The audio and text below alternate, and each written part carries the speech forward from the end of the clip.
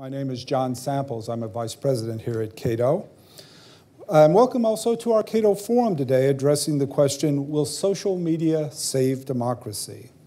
Today we will have a discussion among our guests for about an hour, followed by your questions. And then, of course, as always at Cato, we will have lunch. Social media is much discussed these days, and not just because we have the first president who unleashes tweet storms. Social media often prompts concern. I myself began this event with the title, Does Social Media Threaten Democracy? But then a friend pointed out, no more control by gatekeepers means more and different views articulated. Some years ago, the prominent law professor, also Jack Balkin, argued that a kind of cultural democracy would be a major value and a major consequence of the internet. So there's a positive side that I think we have been missing in the American discussions lately. But some views are not just different, but reprehensible. And there might be a lot more of them without the gatekeepers. That's the concern, or at least one of the concerns. The other one being that these views and others can affect our elections. Thus, Andrew Marantz, in a New Yorker article, posed the question, how do we fix life online without limiting free speech? He then wrote, quote, there is no good solution to this problem, unquote. Maybe he will have a different opinion today. But maybe not. His article is an important one about Reddit and makes a strong case that that is the truth. No good solution? Justice Louis Brandeis long ago offered what has become, for all of us, not just libertarians, a libertarian answer to that question.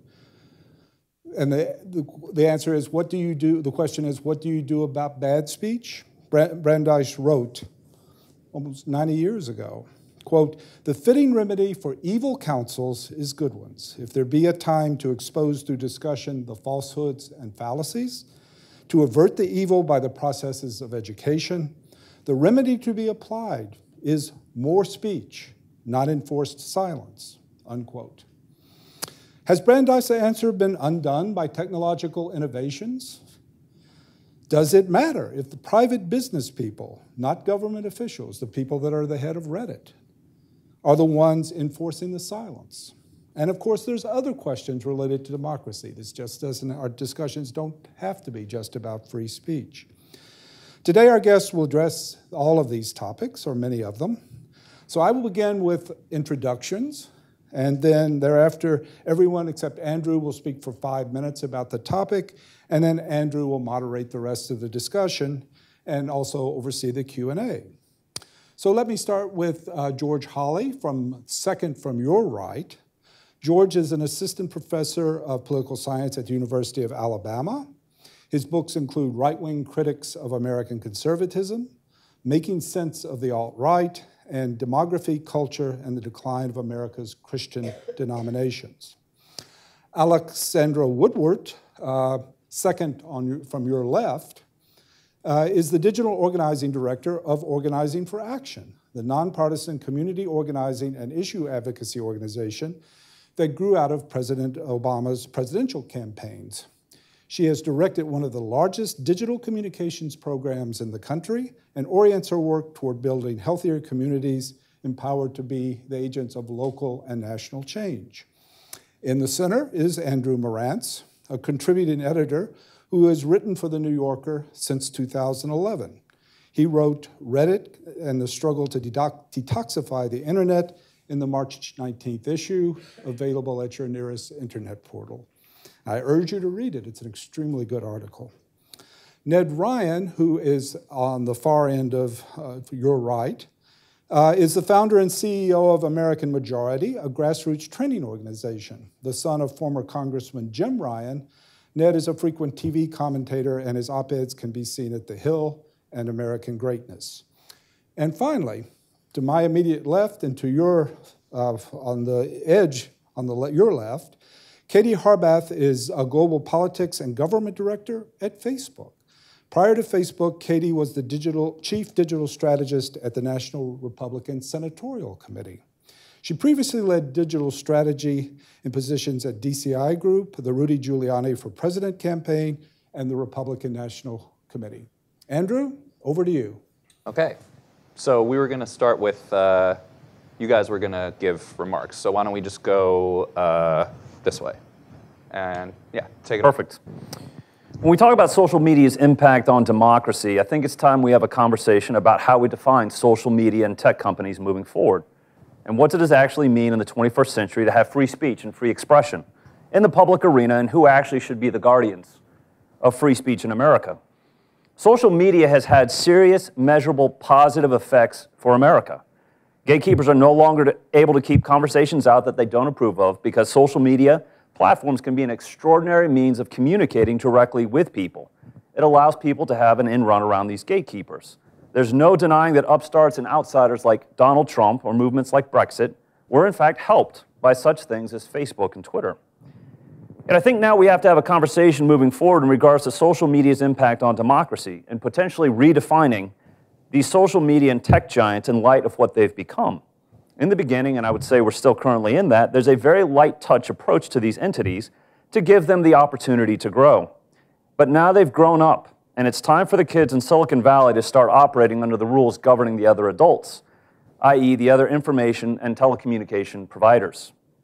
If entities are creating content, selling advertising, live streaming both live and produced original content, haven't they become publishers, essentially media and content companies like TV and radio, even becoming telecommunications companies by deploying broadband as Google is doing? Add to the fact that these tech and social media giants are collecting more personal, identifiable data every day, more so than the NSA, it's time to have a serious conversation regarding social media's potential impact to save, or quite frankly, destroy democracy.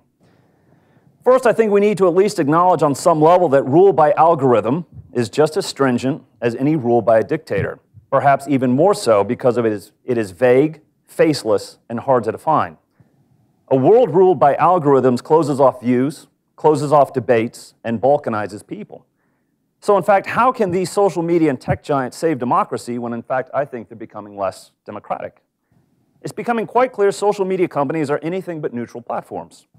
We saw the revelation that Facebook was suppressing conservative news stories in their trending section in the 2016 elections. Choices are made within the algorithm are conscious choices about what you're allowed to publish and what will be hidden. We already know that Facebook and Twitter have cooperated with governments hostile to free speech like Turkey, India, Pakistan, and Morocco. To suppress speech these regimes oppose. Do these social media companies actually represent American values to the world? Or are they willing to help governments curtail the natural rights of the people to ensure that Facebook and Twitter earn market share? If social media companies are so ready to abandon the values that they say they care about in America, who's to say they will have any compunction to protect the speech of Americans? While I'm perfectly aware that algorithms are necessary to serve up content that people want to interact with, however, social media companies fail to be transparent on this front, and it's dangerous. Algorithm tweaking isn't neutral. It has a massive follow-on effect in the digital industry and political world, changing the kind of content that people see every day. While Facebook is apparently uncomfortable with the consequences of their actions in the most recent election and have decided to try and scale back the resources that were potentially used to help Trump win, something tells me they wouldn't have gone this direction if Hillary Clinton had ended up in the Oval Office. In fact, we saw Obama's campaign celebrated for using these tools, while of course denigrating the Trump team. While I do applaud Facebook's response to Cambridge Analytica, I fail to remember them taking the same response to the Obama campaign, who likely sucked out 5 times more data than Cambridge Analytica.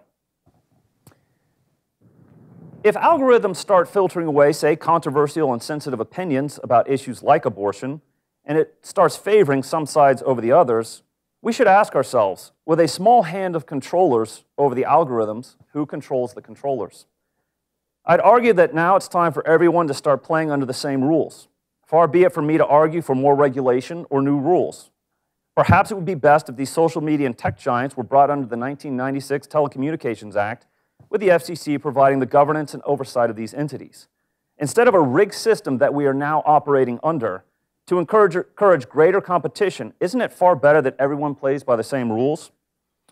Also, we should not be afraid to, in the purpose of freedom of speech and expression and to promote a healthier democracy, be afraid to break up monopolies. It's really not that hard to think of the kings of Silicon Valley as the robber barons of the 21st century, and there's actually a tradition in Republican politics of breaking up monopolies. Think early 80s, Ronald Reagan and Ma Bell. The idea of a thriving democracy is for there to be debates, rigorous debates, in the public arena, in public venues, on public platforms. Isn't the internet nothing more than the modern-day forum, a modern-day venue for free expression of thought and ideas? Should we allow social media and tech companies to be the arbiters of free speech? Or in fact, should we allow the duly elected representatives of the American people and the Constitution to be the arbiters? To allow a very small handful of people to control debates via algorithms is to, in fact, undermine democracy, to destroy it. And I'm afraid some have shown themselves incapable and unwilling to be responsible corporate citizens. So it's time for us to completely re-examine how we approach who they are, how they're defined, and the power that's been given to them. Thanks. All right. Well, I suppose I should start by giving my answer to the question, will social media save democracy? And in my view, the answer is probably not, but I'm not sure that I agree with the premise of the question, which is that democracy is in danger and needs to be saved. Nor am I sure that if democracy is in trouble, if it's reasonable to ask tech companies to take on such a grandiose task. Now, none of this is to say that our democracy has no problems and we don't need to be concerned. My own research has obviously caused me to take a deep dive into some of the worst elements of the ideological online world. I'm someone who would like to see civility and decorum in our public debates, and I don't think at this time Twitter and Facebook are facilitating that, though I don't know that I would blame the creators of those platforms for that development. One thing that is worth noting, though, is that, at least theoretically, social media is an ideologically neutral tool, and it's also a tool of the politically weak. Social media is a great equalizer in political communication. You don't need any kind of budget to build an audience on social media. You don't even need to provide your real name. On Twitter, a check mark is the only thing that distinguishes a mainstream public figure from an ordinary user, and I'm not even sure that that amounts to much. So social media becomes a favored tool of political extremists, largely because it's the only effective tool a lot of them have. To use the example of the alt-right, social media was really their only available method for penetrating mainstream discourse. Although the far right has had a presence on the internet since the web was created, Twitter was really a game changer because it was a way for the radical right to escape the confines of its own platforms, which were mostly ignored by people who weren't interested in their material. Obviously, extreme right websites have always been around, but if you weren't trying to find them, you might not ever know they existed. But social media became their means by which they could engage with the mainstream in a new way. And social media also changes the situation because it allows individuals and groups to very specifically target their message and in some cases their wrath, and do so in a very public manner. There was a period, for example, in which the alt-right was able to use social media to essentially establish a false reality to journalists and other major public figures that had very large platforms. We need to remember that as of the start of 2015, the alt-right, or the so-called alt-right, was totally insignificant. But with the launch of the Trump campaign and heightened racial tensions and new concerns about racism and racist movements in the country, the alt-right saw an opportunity. And what it was able to do was use social media to target specific individuals with a massive amount of anti-Semitic and racist invective. And this was done by a fairly small number of people.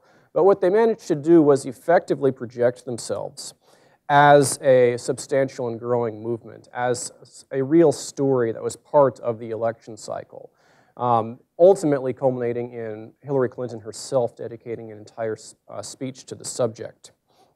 This trolling campaign that they engaged in led to a massive amount of free media and attention, far beyond what they would have been able to create on their own. There is some truth to the alt-right's claim that it basically memed itself into existence and used technologically naive journalists and activists and politicians as tools in that regard. But before we panic about this and decide we need to rein in social media, I do think it's worth noting that any changes that we make to try to hinder the ability of the alt-right and related movements from growing, has the potential to hinder other movements that would like to use these tools and perhaps similar methods in the future. And it is worth noting that comparatively few people were concerned about social media's disruptive power when it was used by things such as the Arab Spring or the Occupy movement. And I'm not sure that I support making massive new changes to either public policy in this area or how social platforms operate because of how they were used by the alt-right in 2016, especially because I think that movement is on the decline and will likely not recover. So although I do not think that American democracy is in existential danger at the moment, I do think that we are nonetheless facing a disruptive period, and I'm not sure we've really developed a language for dealing with the issues that are coming up.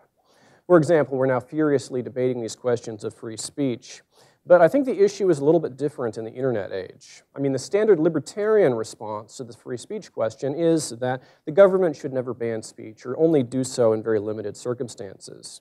But the libertarian perspective is also that private companies should be free to dictate how their platforms can be used and should therefore be able to ban people for whatever reason. And maybe that is the right approach. But given that the internet is now perhaps the most important means of communication, and it's mostly in private hands, I wonder how much practical effect that means the First Amendment really has.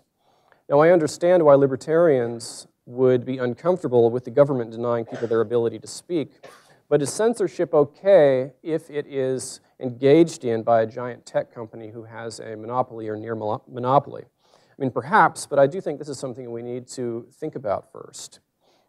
And I think these discussions might also put much of the left in a bit of an awkward situation as well. Although I can understand an argument stating that combating racism has to be the #1 concern and overruling all others, I can imagine feeling a bit uneasy with the idea that we should allow a handful of Silicon Valley giants to dictate what can and cannot be said online. At the very least, it seems like that position is in tension with the idea that anyone is an opponent of unrestrained corporate power. So I'm open to the idea of treating certain aspects of the internet like public utilities. I'm ambivalent about the issue, and there are a number of reasons that might be a bad idea. But in terms of the present conversation, one problem with it is that if we were to start doing that, that means that the internet would suddenly be subjected to the First Amendment, and that would make it harder to deny free speech rights to the most irresponsible voices.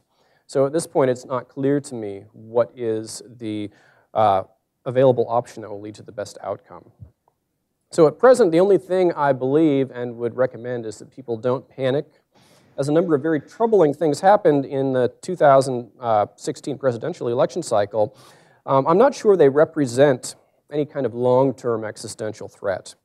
And my hope is that any changes that are made by the governments or by the tech companies themselves that will change how we interact online will be made in a very sober manner and after much reflection and consideration of other possible consequences. Yeah. Thank you. I don't agree with Justice Brandeis that more speech is always the best answer, so I'm going to stay quiet for now and pass it on. So I want to address a different part of the First Amendment, which is not just what happens on social media, it's not just the free speech, but it's our right to assemble. And not just our right to assemble, but our ability to assemble. So permit me to speak a little bit up front about a personal story. And for the historians in the room, I apologize if I get details wrong. This is coming from my family. So my stepfather was born in 1944 in Lithuania as the Soviets were invading. And they had a very clever strategy. They were asking people to just give some benign information, seemingly benign. Where is Mindaugas today? Did you see him last Tuesday? Oh, he goes there every Tuesday? Oh, he missed that one time? Okay. And in so doing, they would map out the movements of the Lithuanian people. And what that did was that actually fundamentally disintegrated the trust between people, between friends, between family members, because they didn't know if they were going to give up information that was going to incriminate them. And so they didn't just have feelings about the Soviets moving in, but they no longer had a collective that then they could leverage for collective action. And my argument, as far as social media is concerned, is not just that what happens on social media is an important discussion, but that we're missing a larger discussion often.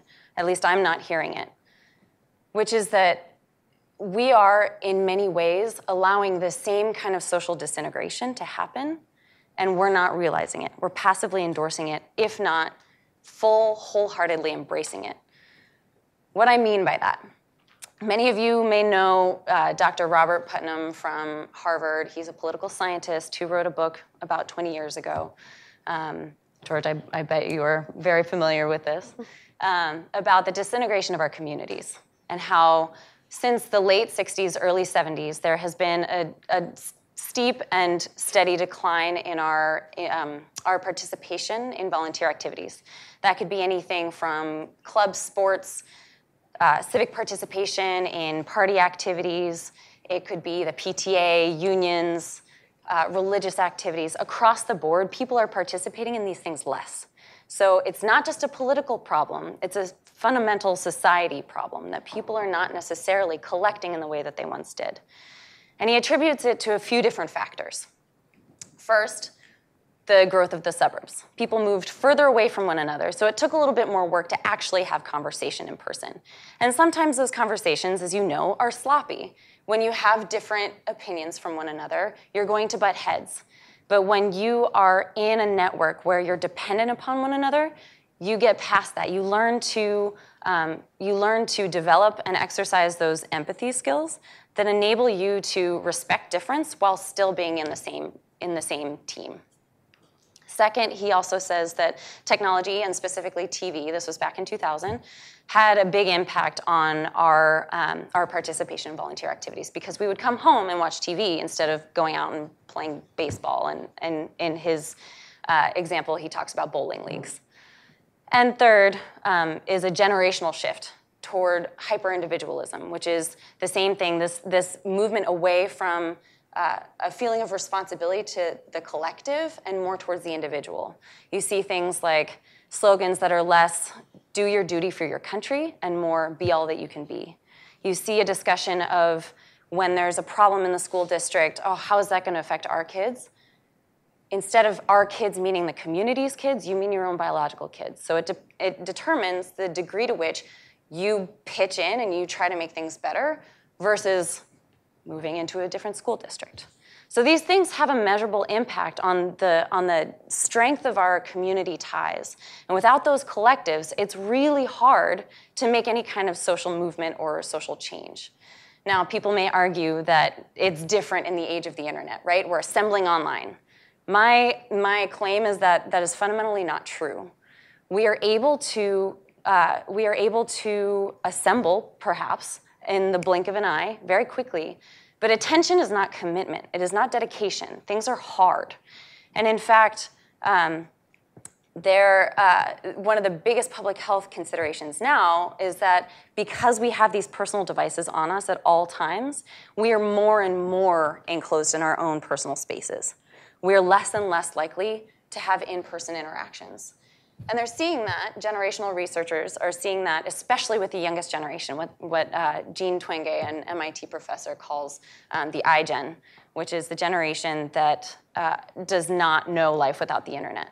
That they perhaps are much more vocal on social issues, but they're much less likely to participate in civic engagement activities. So when we're talking about saving democracy, if that has to do with civic participation, it absolutely that's a conversation that needs to be had.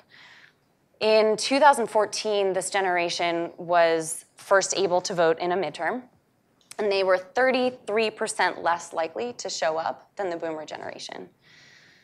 It's not that in 2016 everything changed.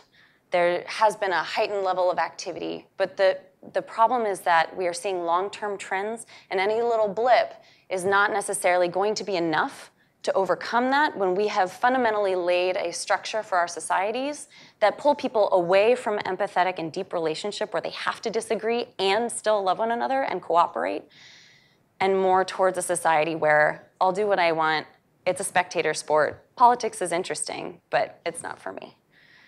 So, my claim as to social media is that if to the degree to which we are less likely to have personal interactions, face-to-face interactions with other people, if that is responsible for having negative impacts on our democracy, then perhaps, there's something to be talked about there. We are now spending, on average, 10 hours and 39 minutes a day as adults, American adults, online. At least interacting with screens. That could be in the movies. It could be on your smartphone. That number is going up. That was over an hour more than the year prior. This statistic is from last year. So if we are seeking connection online and we're finding shallower connections there, our loneliness rates are going up, it's now considered a health epidemic, then we need to have a conversation, not just about what's happening on social media, but whether we're actually being wise with the tool that we have. We're getting smart, but can we also get wise?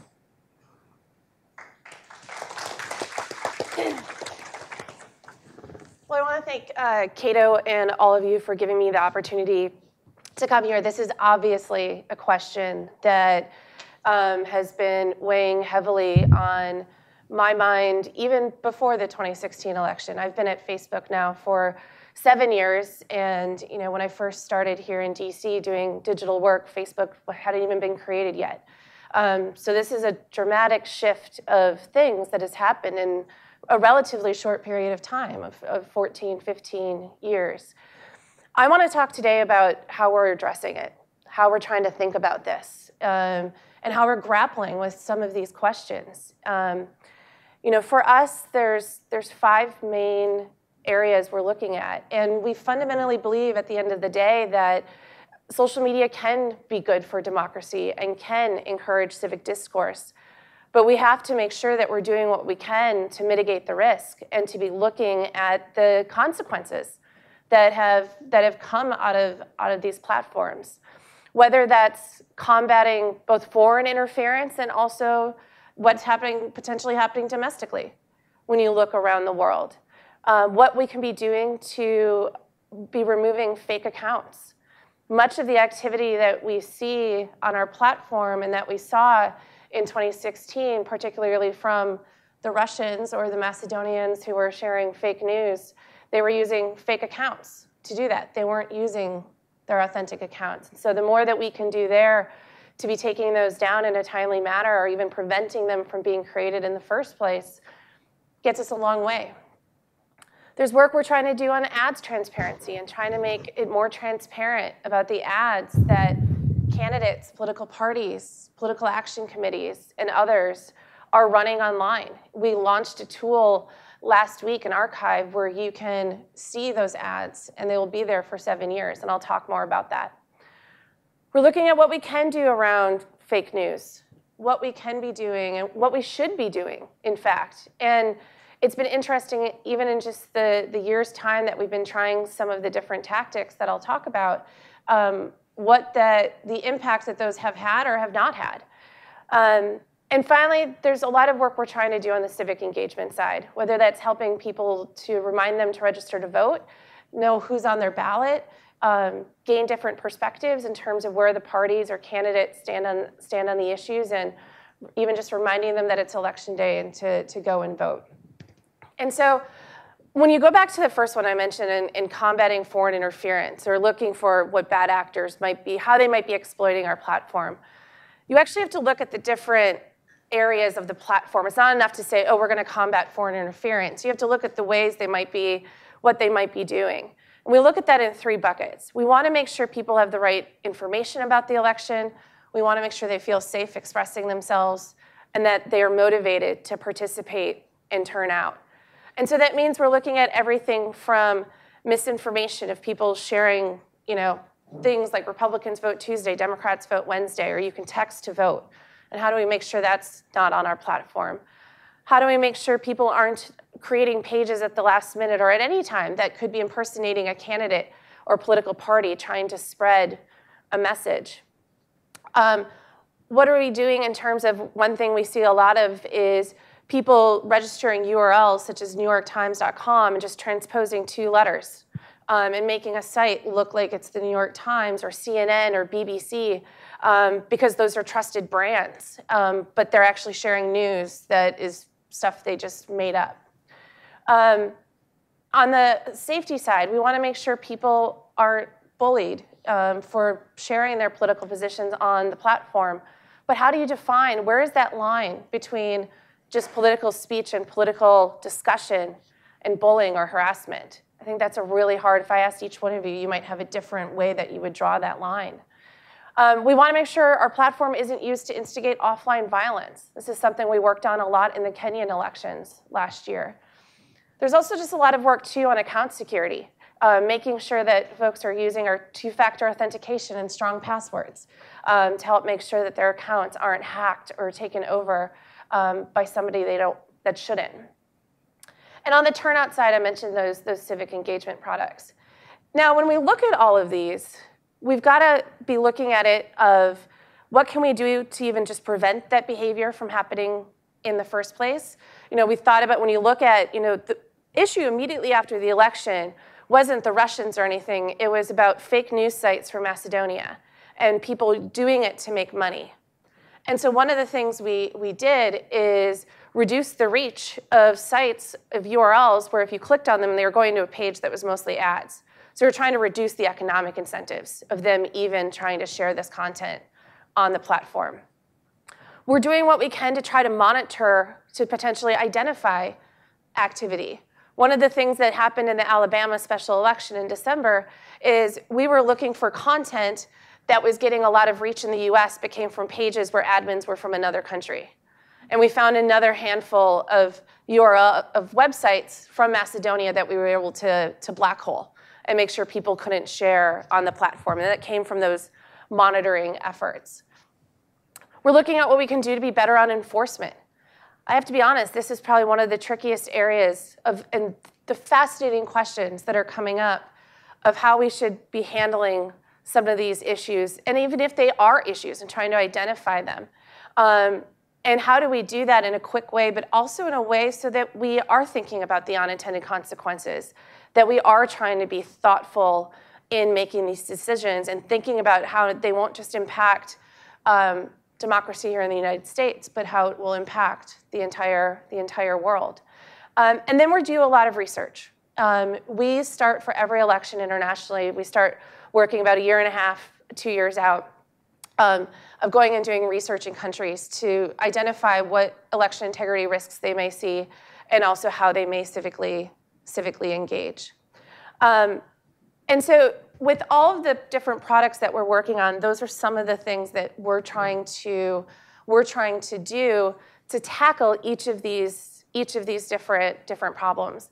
I want to make sure I could keep going on for a long time about a lot of the different stuff we're doing, and I'm happy to answer questions.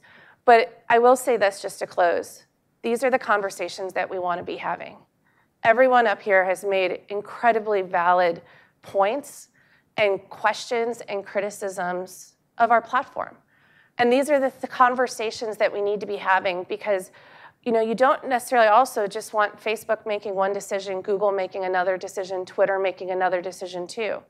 These are conversations we have to be having collectively, to be thinking about what are the right ways that we should be handling this. Where is regulation the right answer versus companies like ours making those decisions? And so I just want to say I hope we do more of this. I hope we keep having these. And again, I just really appreciate you letting me to be here. All right. Thanks to everyone. So we have a lot of big stuff on the table. I think everybody did a good job of getting the big issues out. And I'm going to try to narrow things a little bit because I think what usefully happens when you put the big issues on the table is that in each of these remarks, you have these big tensions, right? Katie's talking about how do we crack down on bullying without cracking down on speech. Alex is talking about, how do we, remove the kind of inherent shallowness of online interaction without, turning away from online interaction entirely. George was saying that we should be sober and reflective and not rush into anything, but hypothetically, if, let's say the FSB was trying to meddle in an election, or hypothetically, if there was a Rohingya genocide going on, you would want to act quickly and rashly.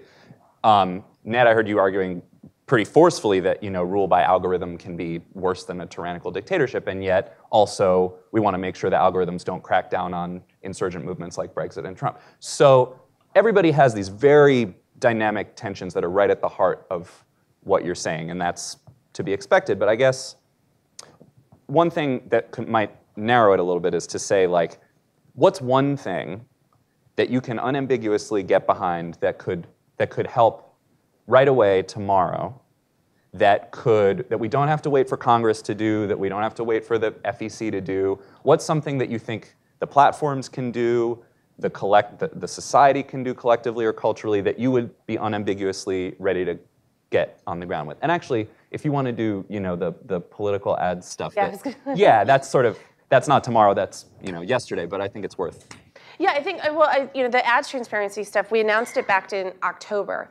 And so it actually took us a little while to not only just build it, but also to think through how we wanted to define what a political, and then later on when we added issue, how we wanted to define what a political or issue ad is. And this is Facebook flagging political or issue ads on Facebook. Correct. And when requiring the advertiser to go through an authorizations process and then add the paid for by disclaimer, and then those ads go into an archive. And so that was something that we felt it was important to do before there was even any legislation, whether the Honest Ads Act passes or the FEC takes action. Now, depending upon where those end up going and where the FEC rulemaking goes, we may have to adjust our product depending upon where that happens. But we think the transparency part is the thing that we're trying to do more of and keep looking at to at least help in the right away. Mm-hmm.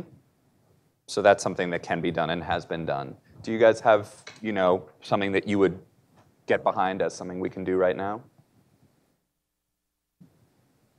One thing that I would like to see, this relates to Twitter more than Facebook, but I have been personally confused by Twitter's rules as to what constitutes hate speech that will get people banned, because there does seem to be an arbitrary element to it.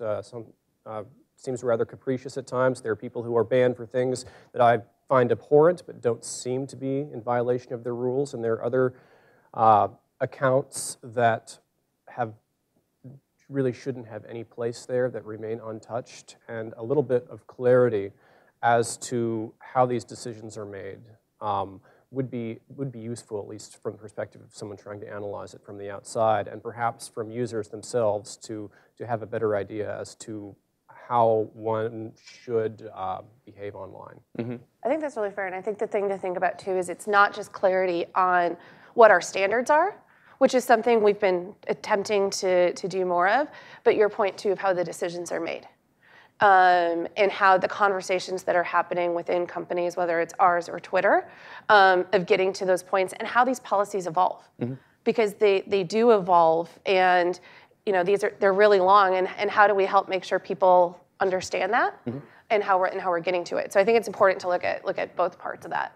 Well, one thing I see as kind of a tension within that is, people want clarity and transparency, but there's also a lot of platforms want to keep a light touch and don't want to be, you were saying who controls the controllers, right? So one question is, how can a platform go out and affirmatively say, we are people making these value distinctions, this is what we consider hate speech, this is what we don't, while maintaining the appearance of neutrality?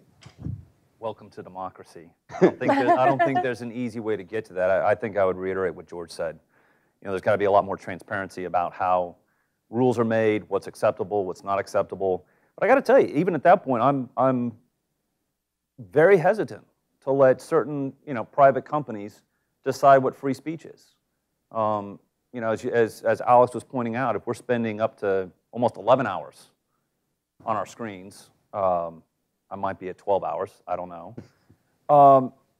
What is the internet but a public forum, a public space? And if we're allowing certain people to decide what they have decided internally, what is acceptable, what is not acceptable, I think it calls into question, again, who are the arbiters of free speech? So I think a first step, again, before any of this would be more transparency. I was just thinking about this the other day, obviously with the amazing implosion of Roseanne on Twitter. certain people are on Twitter that shouldn't be on Twitter, and there's certain consequences for what Roseanne did, but you look at Keith Olbermann's Twitter handle.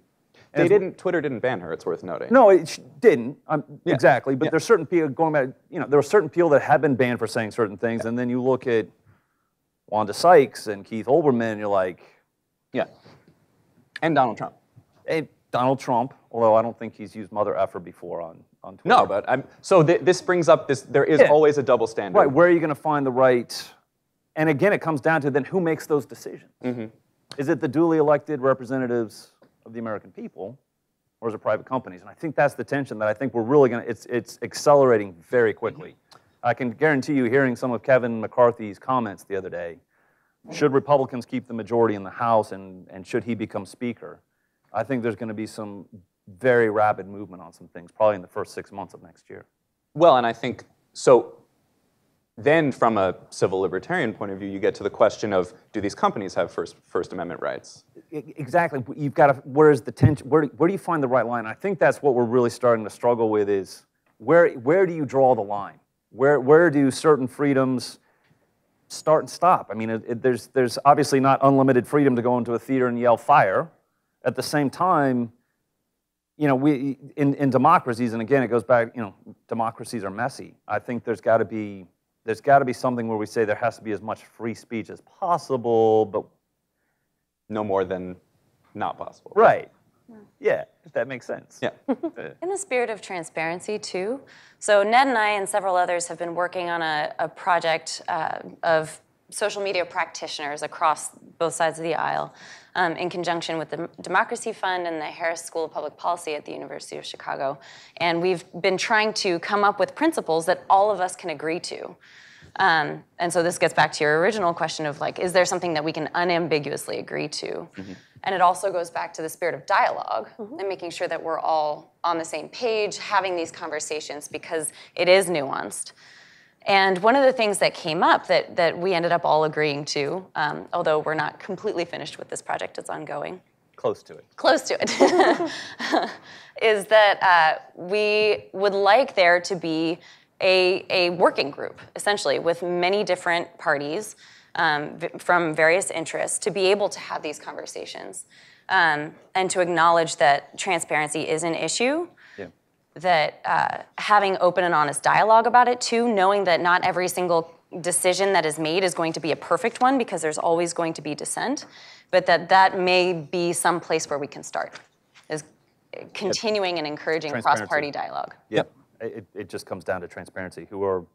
Who's doing what, who's paying for what, where are they coming from, and I would say, massive and dramatic transparency. Yeah, and I have some of the principles that were unanimously endorsed from that project, and it was really interesting which ones, there were 22 items that were unanimously endorsed by everyone, and there were a lot more than that that were not. And so I think it's interesting, I think it's equally interesting which ones people were not comfortable with and which ones they were, because it seems, on the face of it, citizens should have the right to view their personal data, social media practitioners should treat social media content created by minors as off limits. These are all the unanimously adopted ones, and they all sound... The one that was interesting is that there was unanimous from right and left, obviously watching what's taking place in Europe, the right to be forgotten. That was interesting, because I would think that people would have a problem with that it's, And do you have a sense of why that was okay with everyone? Because it is controversial in the First Amendment context. The right to be forgotten, do you want to explain what that is? As best I can. And feel free, anybody, to correct me as best I understand this, because I'm still catching up to speed on some of this stuff. But the fact that who owns the data, whose data is, who owns the data? Is it the individual? Or is it the various entities that that the data has been shared on, and the ability and the right to be forgotten, the right to have all that data removed from those various platforms? And again, I think it goes back to a basic human individual right. That's why I said yes, because it's mine. Right. This is all mine. And I think the interesting debate, and I cut it out of my opening comments, but I think it's worth having, is how are we viewed by these various companies? How are we viewed online? Are we viewed as consumers, or are we viewed as human beings and citizens? And I think there is a difference in how we're viewed and what expectations are, depending on how we're viewed and defined by social media and tech companies.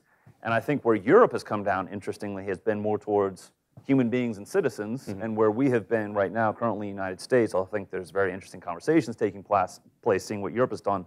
We've been viewed more as just pure consumers. Right. And so I think that's the debate moving forward of human rights. Yeah.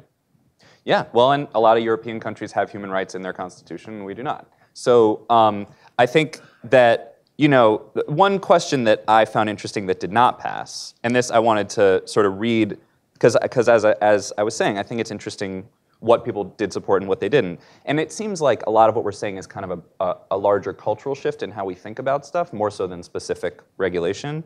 So this was the wording of this principle. Social media platforms should recognize their role in the pull away from collectivity. While for-profit corporations, they have also become a prominent locus of community development and should acknowledge their unique impact on and therefore responsibility to the common good. It goes on in that vein for a couple more sentences. Half support, half opposition. So could you speak to why something like that would be controversial? That seems like something that everyone could kind of get behind. I think I voted for that, but Mark would actually know. Yeah, I feel like I did vote. I mean, it is. I think there is. The thing that concerns me a little bit is, goes back to a deeper question, are people doing what they should do, or are people doing what they can do? Mm-hmm. And I think that there are responsibilities that various entities, companies, organizations have to be responsible corporate citizens. And so I actually do agree with that statement.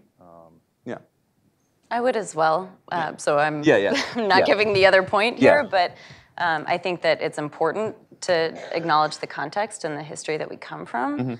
And also that we're not independent actors as much as we wish we were. So there are certain things that wield influence, social pressure being one. Being on Facebook is a thing. That's where a lot of human interaction takes place now. So is it fair to say that I can just turn it off completely? A lot of people do, but there are a lot of people who would say that, you know, that's not 100% an option either. That's an answer, though. I mean, I've had this conversation with friends who are like, well, just leave everything.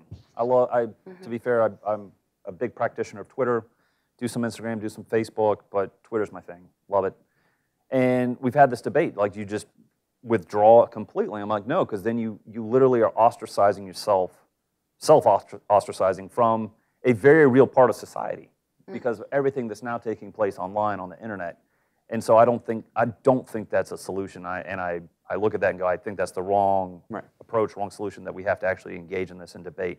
And I think that's the thing that we're trying to figure out too.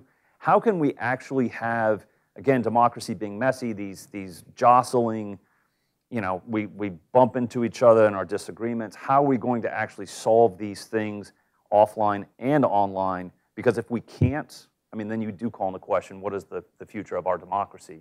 Are we going to be a healthy democracy moving forward? This is something we actually have to figure out, and where we realize in a pluralistic society, we're going to have disagreements. I would say among all of us up here, there's probably a couple things we agree on, and most of it we probably don't.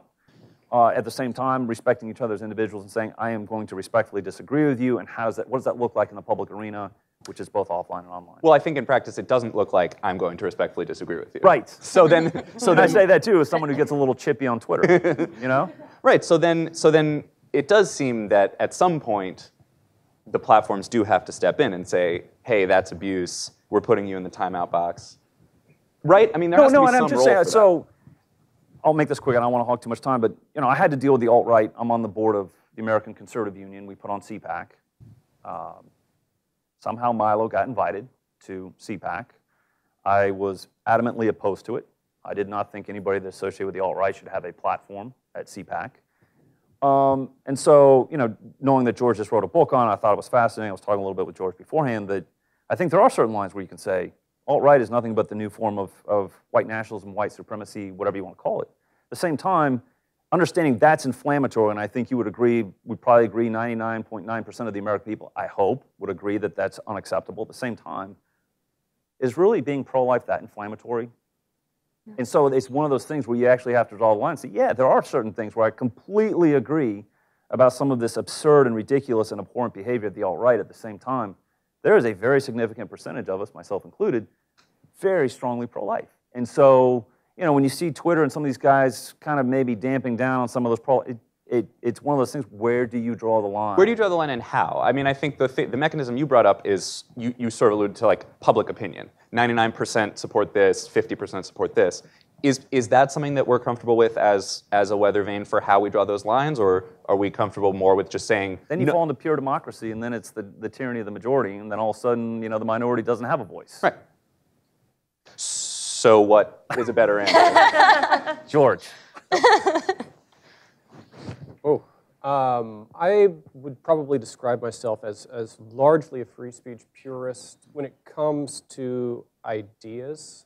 And so I think that certain radical views should be not necessarily banned as long as they don't cross that line into harassment, because I think that is an easier, it's an easier thing to manage than certain ideologies are out of bounds. And I think that alone would go a long way to stopping things like the alt-right, which grew not so much because it was pushing an ideological agenda, but its use of things like trolling and online harassment, which I think one can reasonably attack from a platform's perspective without raising some of the trickier questions that you were implying. And yet, so Milo was banned from Twitter for harassment, but he was not banned from CPAC for harassment. He was banned from CPAC for expressing a point of view. Which is, to be clear, one of my arguments back to them, that the reason he was uninvited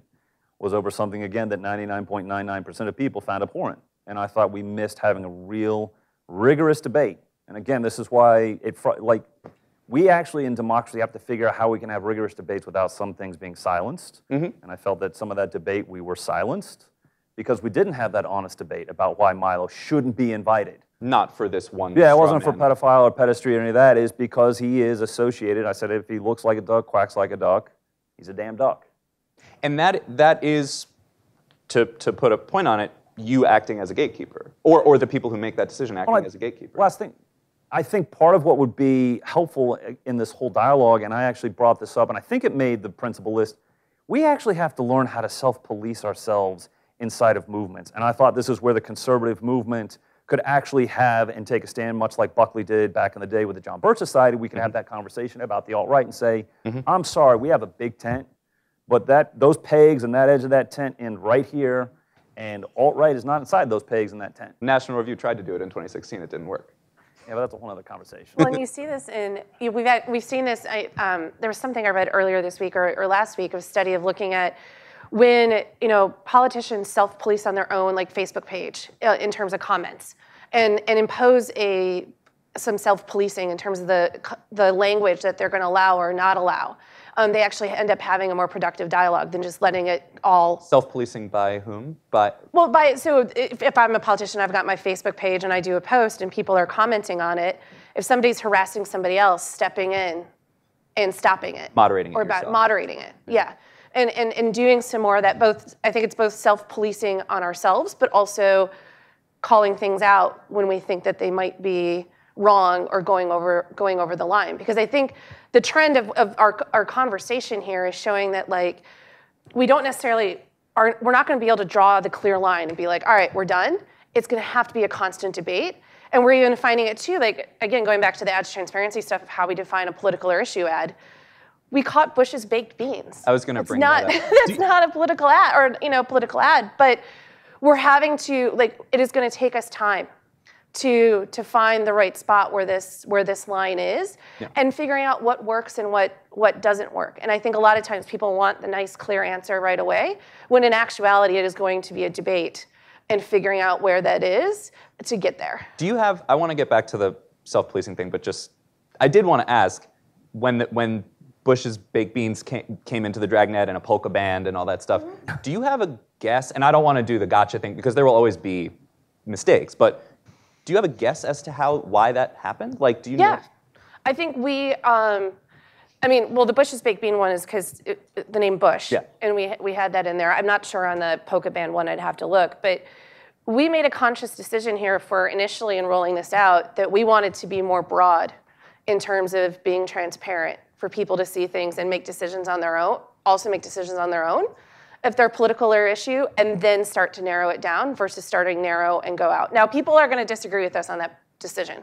I think some people probably would have preferred we stayed very narrow and then went out. But in the spirit of transparency, we felt broader was better. Mm-hmm. And can you speak to how Facebook or other platforms can empower community moderators to moderate themselves rather than doing it top down, and maybe how that affects practitioners? I think that's a really hard question. All these are hard questions. I think it's an interesting question that we're trying to do some research on and figure out. You even look at some of the initial work we did on fake news and trying to show a big red disputed flag if a fact checker had marked it as false. Actually ended up causing people to believe it even more. Yeah. This is not as easy as just, oh, let's show people the other side, and they're going to all of a sudden have a civil conversation on that. And so there's a lot of research that we're putting into it, and we're trying to work with external folks too of looking at where can you have these great productive conversations between two sides where you can respect one another and find those commonalities. Yep. Do you guys see it in your work doing online organizing, the kind of the ways that you can either self-police or set norms sort of bottom up? It's tough. It's hard when you achieve scale because you get so many trolls. Mm-hmm. So it's just very difficult to be the one responsible. From the politicians page, for example, it's hard to be the one responsible for going through all the comments and all the mentions because they come in fast and furious, many dozens a minute. What I would say, though, is that importantly, the polarization that we're seeing is largely responsible for a lot of these comments is not just on social media, it's within our neighborhoods. So it's not necessarily directly caused by social media. I mean, my argument earlier was that perhaps our pulling away from in-person interactions is causing us to exercise that empathic conversation skill less. And therefore, when we get onto social media, we say things that are a little bit more acerbic. But as far as social media being the cause of this, I'm not, the jury's out. And as far as other people within the community stepping in as moderators, I don't have a good answer for that. Yeah. I think people have to want to do that, and yeah. How do you tell them to want to do that? And there are tools that can be used. I mean, I just know from spending time at Reddit, Reddit has always been very decentralized, and always every subreddit has been very heavily moderated by individual kind of volunteer operators. And one thing they've done is just give AI tools to the moderators to say, these are things that can be elevated as probable troll activity, so you're not manually combing through it. And that can happen at the New York Times comment section or anywhere. Do we think that, I want to talk about shutdowns because that's something that's happening not in the US, but Papua New Guinea. Papua New Guinea just announced that they're going to shut down Facebook for a month entirely. And some people cheered and said, yeah, let's try shutting down Facebook because it's inflaming tensions analogous to the Sri Lanka situation or to the Myanmar situation. On the other hand, it appears that it might be just an attempt by the government to crack down on political opposition that's happening on Facebook. So do we have anything to say about shutdowns? Can we imagine a situation in which a shutdown or a, let's put it on hold until we can figure out what the hell's going on? Is there any situation that we can imagine anything like that being productive, or? I would certainly hope not. I mean, because then I think you call into question, again, it calls into question the freedom of speech and people's ability to communicate. I thought Alex made a really interesting point, because we've had this debate back and forth. We even had this debate on the panel up in Chicago in November of, is social media ruining democracy by, is it the cause of this polarizing? And I'm like, no, I think I think over the last however many decades, are we losing a commonality among who we are as a people? And I think what social media has allowed us to do is kind of find that everybody gets their own little microphone to announce to the world what they believe and feel, which wasn't the case in the past. But No, and it goes back to the whole thing of like when people are talking about stepping completely away from Facebook and Twitter, I think that's the wrong response, as I think shutdowns is the wrong response. I just think we're in a time period where there's going to be a messy kind of figuring out all of this and how it works, but I have a hard time accepting when you completely shut down things that that's the right approach. So the interesting tension there, though, is you mentioned in your opening remarks about us working with, let's say, the Indian government and other governments. The interesting tension there is they're the ones that have the power to shut us down. Mm-hmm.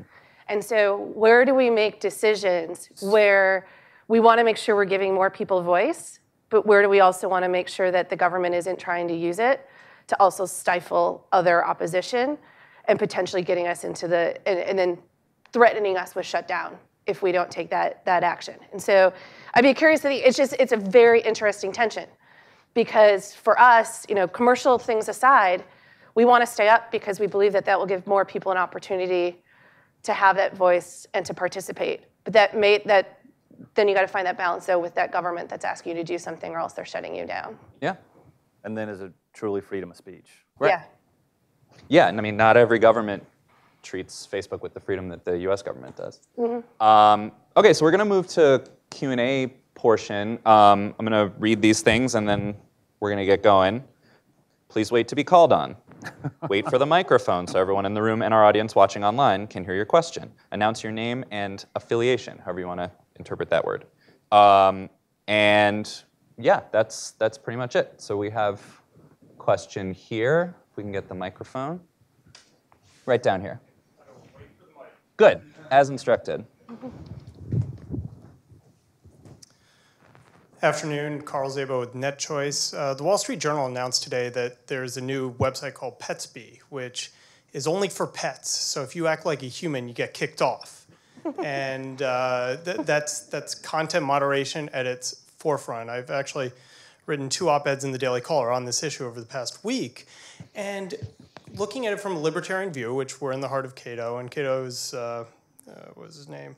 Robert Levy had a great article on this in 2016 about libertarianism and the right to discriminate. And how do we balance our libertarian views and policies and not get into the politics by advocating that private businesses must do or must not do something that they may not feel is best for their consumers, users, or for their business? Okay, I think a lot of people could take that. The question is, how do we, but do you mean the government or just as a society? No, libertarian advocates. Libertarian advocates, okay. Because I do think there's a distinction, just to add to your question, between what the government compels companies to do and what advocates request that the company do. Yeah.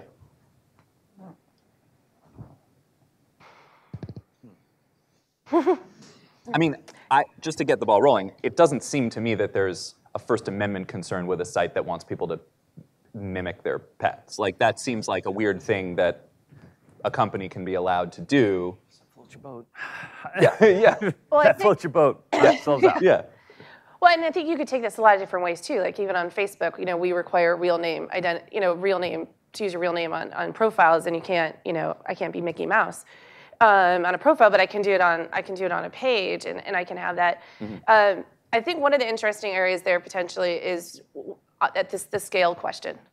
If you want to pretend to be a pet and you want to do that, you can do that. But there's a lot of other sites you can go to if you want to have other types of interactions.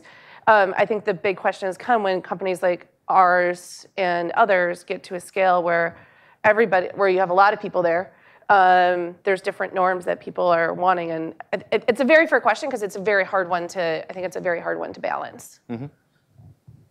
And yeah, just to throw into the mix, there are, times when, like you say, 99.9% of people would appreciate a crackdown on something. It's just a question of what is that time? What is that time? Yeah.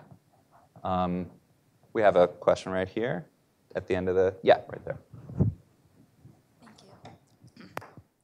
Janice Walt Grenadier, American Legal News. My question is, why is mainstream media not basically talking more about our judges and the corruption in our courts, and that our judges police themselves? We can't get a fair trial if they're purchased by breakfast, lunch, dinner, and a weekend getaway. And when you try to reach out to a reporter in order to tell the story, everyone's petrified to admit what's really going on in our courts or in our jails and report on it. Okay, I mean, I guess I'll take that one because I'm the only one from the media. I don't know why everyone is afraid to talk about what's really going on. I don't take that to be the case. Yeah, question right here. My name is Quenby Wilcox. I'm with Global Expats, and thank you for this question, because mine goes into this as well. I've been working for a decade on violence against women as human rights violations. And we are having a horrible problem in the courts for domestic violence victims. Sexually and physically abused children are being handed over to the abusers at a rate of 70%. And I have been trying to get the news media. This is in Europe. I work globally. We have 7 million Americans living abroad, and people are coming to me with this problem all over the world. And we can't get the media to do it. There's all sorts of moms are going on to Facebook. They have Facebook pages there. There's campaigns. I'm up on Capitol Hill, at the State Department, at the White House. All of the experts know about me. All of them know about my research, which really gets into the American democracy, going back to the Puritan movement. Yeah, I actually do think I have a way that we can address this with regard to social media. So you're talking about violence against women and trafficking and stuff. There was recently the FOSTA SESTA Act that essentially, in order to prevent sex trafficking online, basically forced Backpage and a lot of these sites to shut down. And that was, I think, the closest we've come to a frontier of First Amendment adjacent regulation that we've seen. That Congress passed a law that said, if you are hosting this kind of thing on your site, you have to shut down. And Craigslist took a big hit. Do we on this panel have sort of civil libertarian concerns about that? Or is sex trafficking the kind of thing where you say, you know what, this is a grave enough risk that it's worth taking the hit? Yeah, I don't think there's a debate on that. There is, I mean. Oh, I'm just saying if there really are sites that are pushing. Well, the issue is, just to explain it a little further, the issue is not that the site itself is advocating for sex trafficking. Oh, but it's being used for that. Right. Yeah, and if it's been proved that it is being used for that, then I think you have grounds to be able to shut that down. That'd be my initial take. Interesting. But I mean, you have to prove Facebook's been used for all kinds of horrible things. Yeah, I know. At some point, you got to decide. Yeah. Mm-hmm. I mean, does it meet community standards? And granted, there's a wide spectrum of what that applies to, but I think that we can. Right. Well, and I think that's one of the things that we are constantly trying to get better at is how do we define these things quickly, to be able to take action on them at the scale that we're operating on, and also making sure you're taking action in the right way. Well, because I think most people can agree that it's better for the platform to do it than for the government to do it for them in most cases. Mm-hmm. Yeah. On the aisle there, blue tie.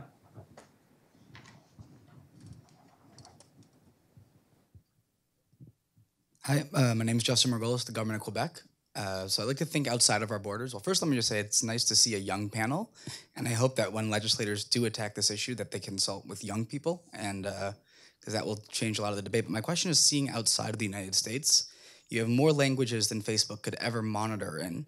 How do you respect local laws, for example, where hate speech could be banned, where it's not banned under the First Amendment, but yet a Holocaust denial, for example, in Germany would be banned?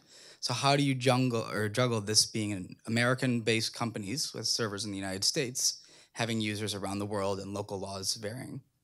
So one way that we've tackled that is geo-blocking. So for instance, in Germany, if somebody puts up a post denying the Holocaust, we'll geo-block it so it's not seen in Germany, but can be seen outside of that country.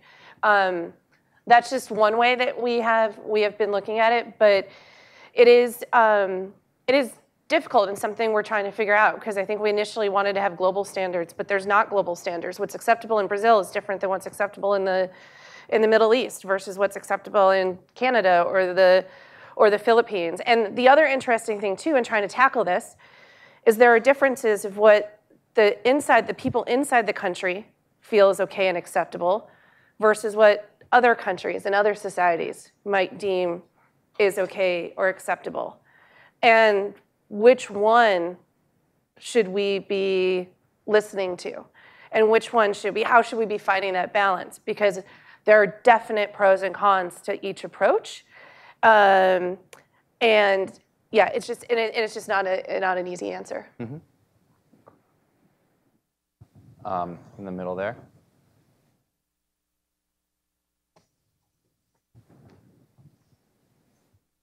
Hi, I'm Hannah. I'm an intern here at Cato. So my question was going back to the earlier discussion on how Facebook and how other social media companies suppressed conservative news stories or conservative speech during the 2016 election. How do you think we should hold these companies, these social media companies, accountable for that? And do you think that there should be consequences for these companies, for example, like the government getting involved? I think it's gotten to the point where just listening to some of the conversations that are taking place, again, I'd point you to a clip of Kevin McCarthy speaking, I believe it was last week, about real belief that conservative voices are being suppressed on social media. This isn't some random member of Congress. He's the majority leader who is well positioned if Republicans keep the House to be Speaker. And so I think at some point people, elected representatives are saying, okay, it's almost like they feel like they've given enough time for social media companies to figure this one out. I think they've still got strong questions about it, and I think they're, like I said earlier, I think they're going to take a pretty aggressive approach after the first of the year in basically saying, okay, if you can't police yourselves, there is going to have to be. And I think that's one of the things, too, that I think it kind of comes back to all society and human nature. If you can't police yourselves, you're going to get policed by somebody else. And I think that's where it's gotten to and I'm not saying it's easy, to be clear, about Facebook and Twitter, but at the same time, I think there's certain things where we have to have that debate about who really does control the internet, who are the protectors and defenders and guardians of free speech. I think there's been enough opportunity and enough time for people to figure it out, and if they can't figure it out, I think ultimately becomes, yeah, I do think you're going to see some of that take place. To what level, I don't know, to be clear. Just to sort of bring this to kind of a social science perspective, however, I would note that before we, want to get the government involved in these sorts of things, we should reasonably consider how much this matters from a real-world perspective. That is, were there people who would have voted for Trump had they seen one more conservative ad in their Facebook feed? Whatever that number is, it is almost assuredly too marginal to matter. I mean, yes, we should care about these questions of fairness, but do we really want to have the government going down these various rabbit holes for things that ultimately are, in my view, and I think that there's enough data on this, inconsequential in the big picture. So I think we should try to put these things in perspective as well as we're thinking about these issues. Yeah, but my concern is this. Is Google 75% of search engine, something like that, something in that range? I think their market share is continuing to increase. At a certain point, and I had this thought when I went to Google's Political Innovation Summit right after the 2012 elections. It was January 2013, was sitting there in the crowd. It was fascinating, actually. The thought occurred to me back then, these companies like Google are going to have the ability to, in many ways, I think in the future, manipulate elections based off what people see, what they don't see, how they make decisions. And that to me is a concern, and while George I think has a valid point, because I think some of this hullabaloo about some of the Facebook ads is overblown, I'm worried about trends that are being set for the future and how things tend to accelerate. And are we going down a path where we actually have to have that conversation now, where 20 years from now we go, wish I'd had that conversation about who's controlling the internet, the freedom of speech, free expression in a public forum, which is the internet. I just wanted, as a Republican who is at Facebook and has been for a while, just a couple of things, because we could have a whole panel just on this topic. I think there's a couple of different things to be unpacking as well in terms of where people might be seeing potential bias. One of them is in our community standards and what we're allowing on the content on the platform, which has been a big part of the debate here, and some of the decisions that we've made as a platform of what we want, what we'll allow and not allow, that some people disagree with. there's the decisions, they are the decisions on the algorithms in terms of the types of headlines and content of what's getting reach and not. And a decision that we made earlier this year around showing people more content from their friends and family versus pages, because just the pure amount of content that has appeared on Facebook now in the last couple of years has just skyrocketed. And I can make you all sit here all day, every day, and you wouldn't be able to see all of the content that you're eligible for yourself in your feed. So I think that's another conversation to be having too, around, people initially, you self-select what you see in your feed, but then what you see from that, everybody has different preferences in terms of what they want to see and not see, and I think that's a totally valid debate. But I'll just end with this. There's no company I would rather be at as a tech company as a Republican. I've been in numerous conversations with Mark, and there were numerous times where we could have, for instance, pulled out and not gone to the Republican convention when there was pressure to not go there when President Trump was the nominee. We have been at CPAC for the last couple of years, which is controversial. But it is something that Mark feels strongly about, making sure that we are a platform for all voices and a variety of voices, and he is very committed of making sure that there are, in rooms when decisions are being made, that there are differing ideological backgrounds and racial backgrounds and gender backgrounds on all of this. And so I just want to say, and I know this is my own personal opinion, and we have a long way to go, but it is something that we are taking very seriously, and I personally feel it as a Republican at the company. One more thing, I was laughing, actually, my comms director, he decided to swing by. Hey, Mike. We were laughing the other day about, wouldn't it be funny if we could get Facebook and some of these guys in Silicon Valley, not saying the weather in Kansas is great, but get them out of Silicon Valley, get them into the flyover country, have them interacting and dealing with people that are not of the same mentality, same worldview. Especially, to give a different worldview, different perspective. I think that would be extremely healthy. Well, that's what Mark did last year. Yeah. He visited all different states that he had never been to before. No, I'm talking moving companies out. Oh, moving the entire company. Moving companies to different places, because I different worldviews, different ways. It's funny to me, again, doing some of the TV and all that, interacting with people who really haven't been outside the Acela corridor. Yeah. And saying there is a different worldview. There are different people out there, and they feel strongly about these views, but you never interact with them, so you don't get it. Yep. Mm-hmm. So that would be healthy, I think. Yeah. If I could just add one small thing, it's that anything that leads toward assumption that social media is where all of our lives have to happen, I just want to say, let's not do that. As far as information dissemination, totally get it.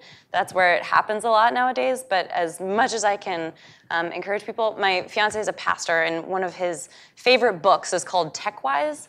And he pulled this one quote out of it that says something to the effect of, we don't all have to be Amish, but we have to be a little more Amish than we think we should be. So, pulling a little bit away from the things that we find ourselves falling into is always a healthy practice. Mm-hmm. And I will just put on the table, we don't have time to debate all these points, but I will say, as far as the, fear about conservatives being squelched at Facebook, one Trump supporter on the board is better than you're going to do at a lot of other companies.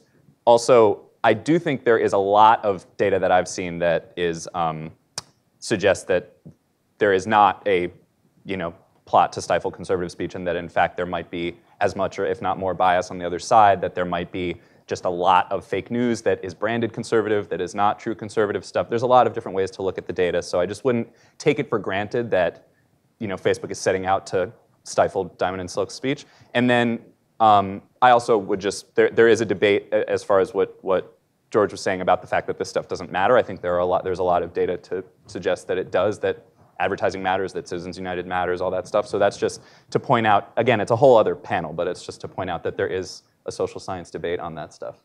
We had one up there, and we should keep talking about that because it's interesting. Did you see the study at Yale?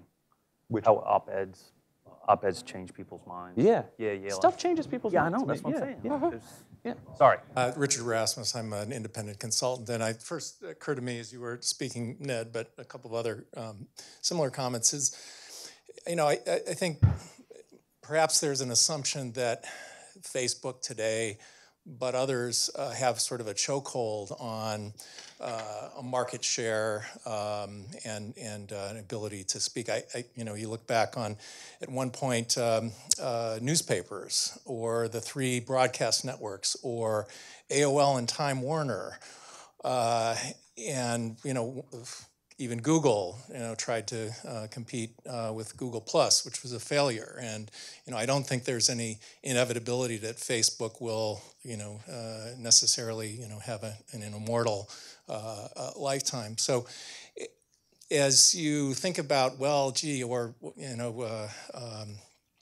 the question of algorithms, newspapers had what was in effect an algorithm. It was an editorial perspective, as did the broadcast networks, as did AOL. And so I wonder if some of that perspective that you articulated, Ned, in particular, it assumes that that there's some inevitability to the permanence of some of these platforms. And my response back would be, I don't think there will be if everybody played by the same rules and there was actually real competition in how we're approaching this. I think there's an argument to be made. You look back at the whole Ma Bell situation where AT&T controlled all the telephone lines, and then Western Electric built all the telephonic equipment, and it was this complete vertical integration that completely controlled everything. And when we're allowing companies to buy various entities, whether it's Instagram, whether it's YouTube, and all that, and acquire and get all these integrations, I think we have to have the conversation: have we allowed it to the point where there's not really competition that will allow some of these things to take place, where things come and go? And I guess my argument back would be, if we create a level playing field where everybody's playing by the same rules, and there is true competition that allows upstarts to come on and really be able to compete, great, all for it. But I would say right now, I don't think we have that dynamic based off what I'm seeing, based off the rules, the regulations, the laws, everything that's in place. I would argue we don't have true free market competition, and we have to examine that. And one thing to tip that question to the three of you, the comparison to the newspapers and the TV networks of old is, as you say, that was editorial discretion. Their algorithmic approach to should we print this or not was, does it meet our standards, is it good? That is not a standard that social networks have used or have wanted to use in the past. And yet, we have seen a little bit more over the past few months of sort of, Campbell Brown and Adam Mosseri and people coming out and saying, well, we are putting our values forth. We are, acting a little bit more like a publisher than we have in the past. So I guess the question to you guys is, are we okay with moving a little bit more in the direction of social networks acting a bit more like publishers in the sense of editorial discretion?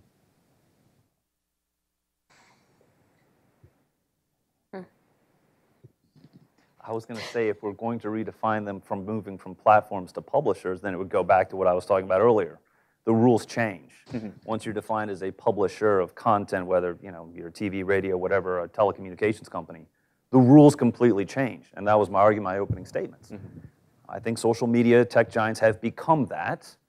Therefore, we have to re-examine how we define them and then the rules by which they play, because they're not playing by the same rules as everybody else. I think the big thing is that we may not want to use old definitions of antitrust and thinking about how you allow competition with networks like ours and today. I think it is, regulation's going to have to look different than just necessarily breaking us up. And because I think you can look at it in a couple of different ways. For instance, Ben Thompson, if any of you read Stratechery, his column, he talks about how it should be more about like data portability.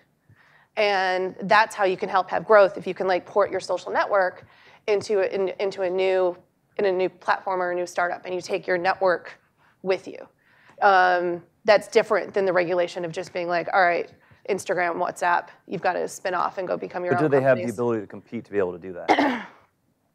What do you mean? I'm just saying, is the environment online, on the internet, because Google's controlling 75%, I mean, all these massive market shares, is there really the ability to compete for people to have data portability? I guess that's my big question. I'm not seeing it. Well, look at Meerkat. If any of you remember 2015, South by Southwest, Meerkat was like the greatest thing since sliced bread. Right. Part of the reason that it was growing super fast is that you could use Twitter, and you were importing your Twitter contacts into that, and that thing grew like crazy, and then Twitter was like, no. Uh-huh. and shut that off. And it would have been interesting to see, what if Twitter couldn't have shut that off? And what would have happened? Because then they were getting way out in front of the curve on live streaming beyond Twitter and yeah, us. I totally remember. Yeah, it was right? amazing. On that. And so I think that's a great example of kind of thinking about like, how can you be thinking about this to allow startups, and what is the right type of regulation? Yeah, question right here. Hi, my name is Jess Sadik. I'm with MEMRI, the Middle East Media Research Institute. My question is regards to industry standards. There was some discussion about that, and specifically, there's a forum, the Global Counterterrorism Forum, that all the tech companies contribute to. I believe it meets either on the West Coast or New York once in a while, and they've done a quite good job over the last couple of years of addressing this issue and setting up standards. And Katie, I was wondering if you think that any of those successes could be applied to the issue of speech more broadly, or is just terrorism, is that just beyond the pale, clearly removable, or are there lessons from that could be applied? No, I think there's definitely lessons that can be learned from those, and I think you're starting to see some of those efforts starting to pop up. At least I know for sure, like in the election integrity space. I mean, there's all sorts of different organizations that are popping up. I think the difficulty that we are all seeing is having them move at the speed at which we're moving, and trying to have these conversations and as we are trying to make decisions in real time. The elections are not stopping. There's always an election happening somewhere. And so I think, and then also too, trying to bridge that gap between people that have been around for a very long period of time and are very smart, but may not understand the tech issues and the way that the technology is being used. And so there's going to be a bit of time in terms of bridging that gap in order for us to have that common understanding to help us to solve some of these issues. Yeah. Move fast with stable infra, as I always say. Okay, I think that's all the time we've got. Thanks, everyone, for the insightful questions. Thanks to all of you. There's going to be a lunch upstairs. Everybody's invited. There is such thing as a free lunch. It's restrooms are on the way on the second floor. Lunch is on the second floor. See you up there. Thanks.